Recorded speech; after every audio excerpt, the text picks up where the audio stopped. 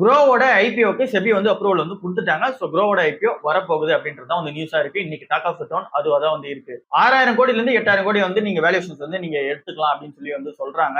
இதுல வந்து ஃப்ரெஷ் இஷ்யூஸாவும் வந்து இருக்கு. அண்ட் தென் நீங்க ஆஃபர் ஃபாஸ் எதுவுமே வந்து இதுல வந்து கம்பைன் ஆகி தான் வந்து வரப்போகுது இந்த ஐபிஓன்றது. இந்த காசு வச்சு அவங்க என்ன பண்ண போறாங்க அப்படின்னா டெக்னாலஜியை வந்து டெவலப்மெண்ட் வந்து பண்ண போறாங்க. அண்ட் தென் பிசினஸ் வந்து எக்ஸ்பென்ஷன் வந்து பண்ண போறாங்க. அண்ட் தென் அவங்களோட ப்ராடக்ட் ஆஃபரிங் அண்ட் தென் அவங்களோட இன்ஃப்ராஸ்ட்ரக்சர் வந்து ஸ்ட்ரென்தன் வந்து பண்ண போறோம் அப்படின்னு சொல்லி வந்து சொல்லியிருக்காங்க.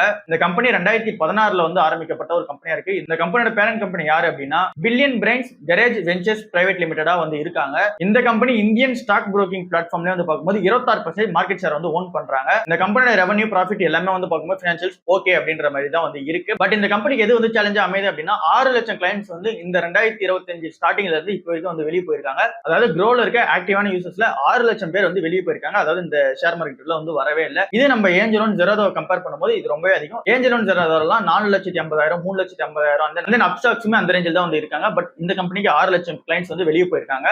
அதே இந்த எஃப்என்டோக்குமே வந்து நிறைய ப்ரெஷர்ஸ் வந்து கிரியேட் பண்றாங்களா. ஸோ இது எல்லாத்தினாலையும் இங்க ஆக்டிவான ட்ரேடர்ஸ் வந்து இருக்க மாட்டாங்க அப்படின்ற ஒரு எக்ஸ்பெக்டேஷனாலேயே இந்த குரோக் வந்து இதெல்லாம் சேலஞ்சஸா இருக்கும் அப்படின்னு சொல்லி சொல்றாங்க. பட் ஆனா இந்த கம்பெனியோட ஐபிஓ வந்து கொஞ்சம் ஃபேன்சியான ஐபிஓ தான். எல்லாருமே வந்து இன்வெஸ்ட்மெண்ட் பண்ணுவாங்க அப்படின்றத எக்ஸ்பெக்டேஷனா இருக்கு.